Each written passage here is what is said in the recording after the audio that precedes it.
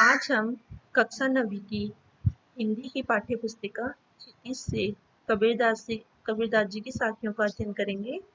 तो सबसे पहले हम कबीरदास जी के जीवन के विषय में जानते हैं। तो चलो कबीरदास जी का जीवन परिचय देख लेते हैं। कबीरदास ज्ञान मार्गी शाखा के प्रमुख एवं प्रतिनिधि कवि माने जाते हैं। कबीर का जन्म 1399 ईस्वी में काशी में हुआ। कहा जाता है कि इनका जन्म एक विधवा ब्राह्मणी के गर्भ से हुआ था और वह लोक लाज के डर से इन्हें लहरतारा नामक तालाब के निकट छोड़ आई थी। वहां से ले जाकर नीमा और नीरू जुल्हा दंपति ने इनका पालन पोषण किया।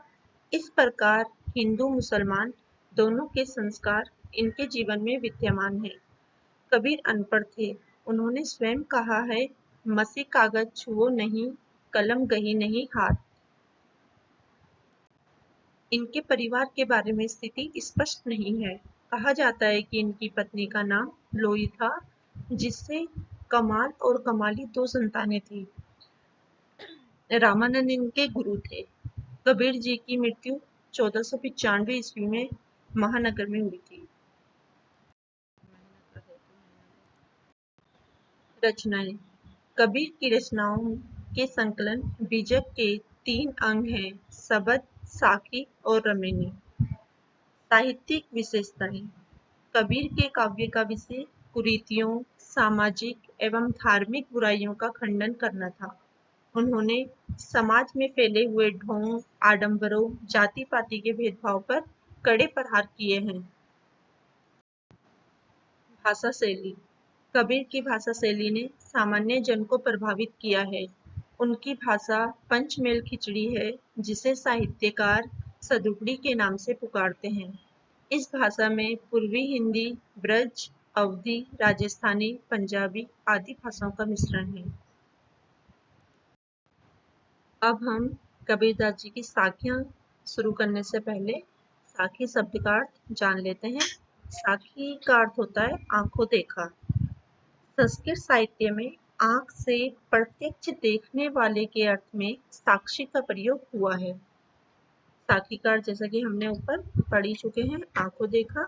संस्कृत साहित्य में आंखों से प्रत्यक्ष देखने वाले के अर्थ में साक्षी का प्रयोग हुआ है। ठीक है। कबीर की साखियां दोहों में लिखी गई हैं, जिनमें भक्ति व ज्ञान उपदेशों को संग्रहित किया गया है। कबीर की अधिकांश साखियों में दोहा छंद का प्रयोग किया गया है। किसका प्रयोग किया गया है? कबीरदास जी की जो अधिकांश साखियां उसमें दोहा छंद का प्रयोग किया गया है, जिसके कारण कभी कभी साखी को दोहे का पर्याय समझ लिया जाता है।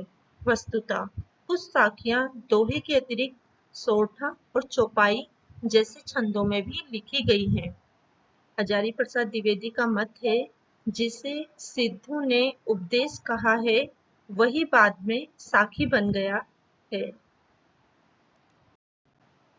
चलिए अब कबीरदास जी की साखियों का भावार्थ जानते हैं। तो पहली साखी जो है, मान सरोवर सुभर जल हंसा केली कराही, मुक्ता फल मुक्ता चुगे अब उड़ी अनत न जाही। इसमें सबसे पहले हम शब्दार्थ देख लेते हैं। सुभर जो यहाँ पर शब्द है, इसका अर्थ है भरा हुआ, अच्छी तरह से भरा हुआ। केली का अर्थ है क्रीड़ा, खेल के लिए आता है। मुक्ता फल अर्थात मोती के लिए कहा गया है, और यह प्रभु भक्ति के लिए यहाँ पर आया है साखी में। अनंत का अर्थ है अन्यत्र, कहीं और। अब इसका भावार्थ जानते हैं। कबीरदास जी कहते हैं कि हंस मान सरोवर नामक झील के जल में क्रीड़ा करते हुए आनंदित होकर मोती चुग रहे हैं, और वे इसे छोड़कर कहीं नहीं जाना चाहते। ठीक इसी प्रकार मन रूपी सरोवर में जीवात्मा प्रभु भक्ति के आनंद रूपी जल में विहार करती है, और वह अन्य किसी स्थान पर नहीं जाना चाहती। भाव यह है कि अगर मनुष्य खुद को ईश्वर भक्ति में लीन कर ले तो जो आनंद प्रभु भक्ति में मिलेगा वह उसी आनंद से तृप्त हो जाएगा। पहली साखी का भावार्थ हमने समझा है। अब दूसरी साखी देखते हैं।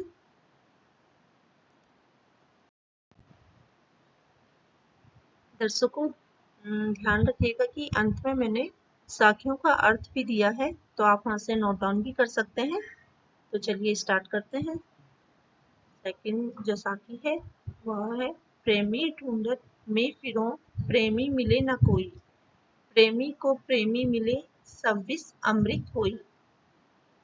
सबसे पहले शब्दार्थ देखेंगे। ढूंढत का अर्थ यहाँ पर खोजने से है। फिरो का अर्थ है घूमता। प्रेमी, प्रेमी यहाँ पर प्रभु का भक्त, प्रभु के भक्त के लिए कहा गया है। और विष का अर्थ है जहर। तो अब इसका भावार्थ समझ लेते हैं। कबीर कहते हैं कि मैं सच्चे ईश्वर प्रेमी को ढूंढता फिर रहा हूँ, पर ऐसा प्रेमी मुझे कोई नहीं मिला। कहने का तात्पर्य यह है कि कवि सच्चे ईश्वर प्रेमी को ढूंढ रहा है। कवि सच्चे ईश्वर प्रेमी को ढूंढ रहा है। ऐसा प्रेमी तब तक नहीं मिलता जब तक ढूंढने वाला भी ईश्वर का सच्चा प्रेमी ना हो। जब सच्चे प्रेमी आपस में मिल जाते हैं तो बुराइयों का जहर भी अमृत बन जाता है। जब सच्चे प्रेमी आपस में मिल जाते हैं तो जो बुराइयों का जहर भी क्या बन जाता है, अमृत बन जाता है। भाव यह है कि जब दो सच्चे प्रभु भक्त आपस में मिलते हैं तो उनके बीच का भेदभाव तथा ऊंच नीच आदि विष रूपी दुर्भावनाएं नहीं होती।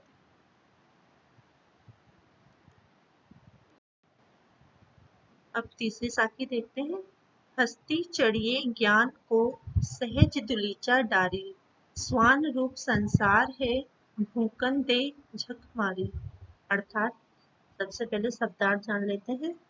हस्ती यहाँ पर हाथी के लिए कहा जाता है। हस्ती अर्थात हाथी। दुलीचा कालीन को कहते हैं।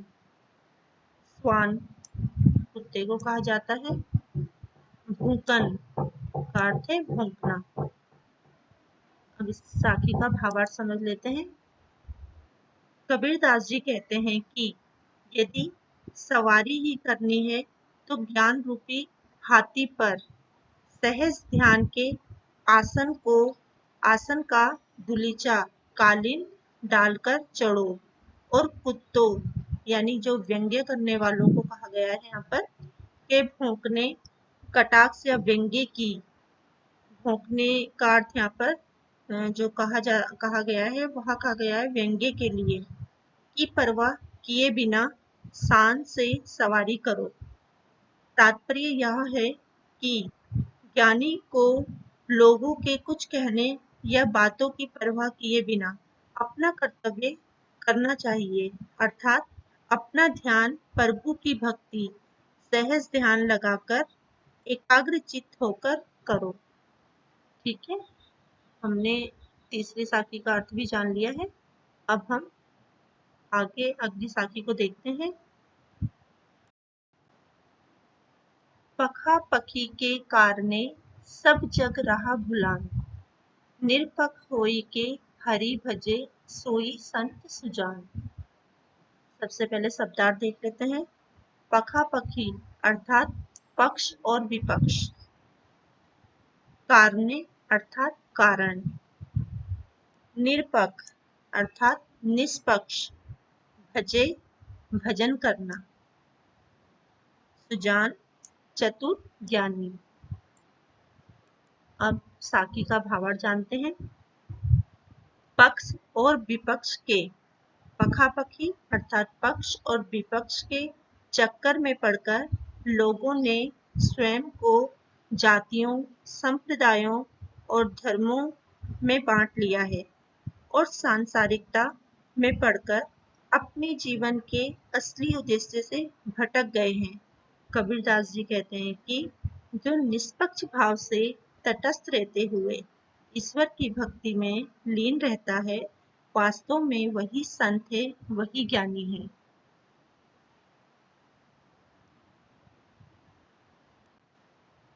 अगली साखी देखते हैं। हिंदू मुआ राम कही मुसलमान खुदाई, कहे कबीर सो जीवता जो दूहों के निकटी ना जाई। सबसे पहले शब्दार्थ देखेंगे। मुआ का अर्थ यहाँ पर है मर गया। सो जीवता अर्थात वही जाता है। दूहों का अर्थ है दोनों। अब भावार्थ समझ लेते हैं। हिंदू राम के नाम पर और मुसलमान खुदा के नाम पर लड़ते लड़ते मर जाते हैं।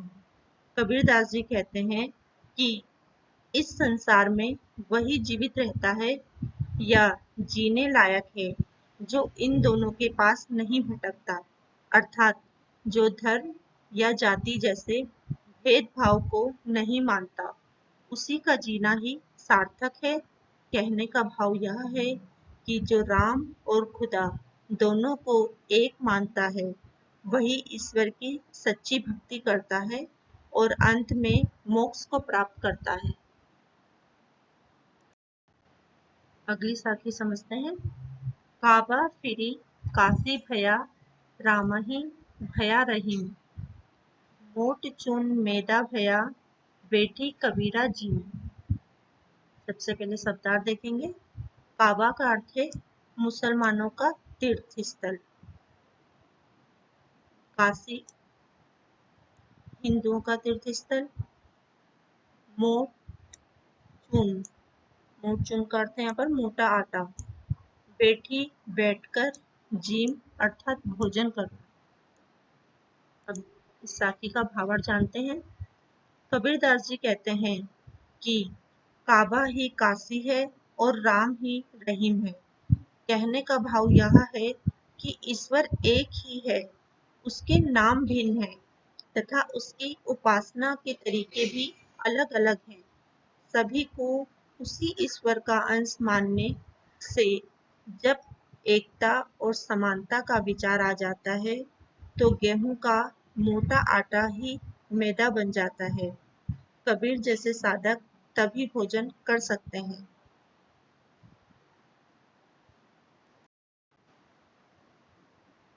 अगली साखी देखते हैं। ऊंचे कुल का जन्मिया जे करनी ऊंच न होई, सुबरन कलश सुरा भरा, सुबरन कलश सुरा भरा साधु निंदा सोई। सबसे पहले शब्दार्थ जान लेते हैं।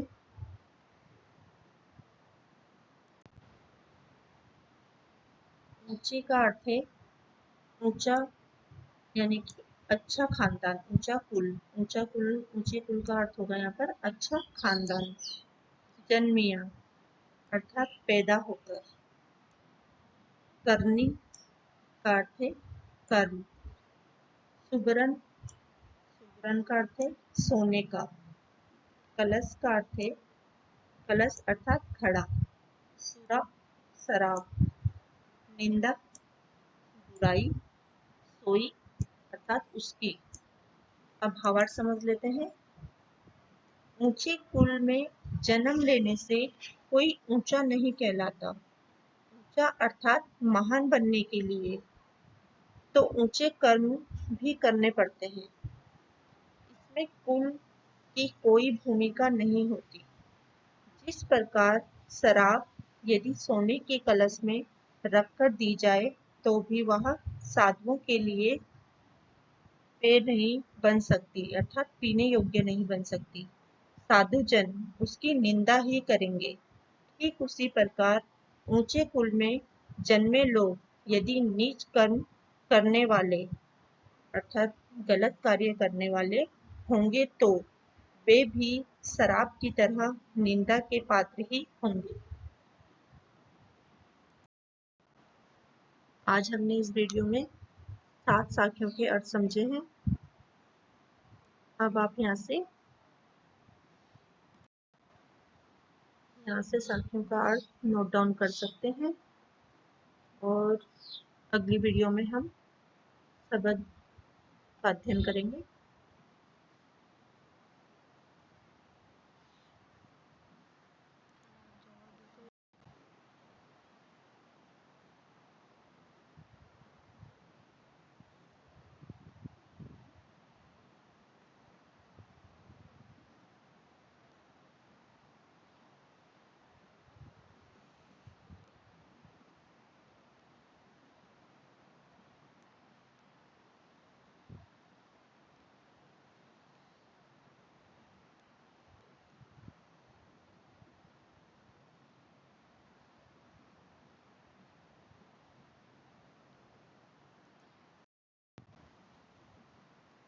अगली वीडियो में हम शब्द पढ़ेंगे और अगर आपको वीडियो अच्छी लगी हो तो लाइक करें, मेरे चैनल को सब्सक्राइब करें।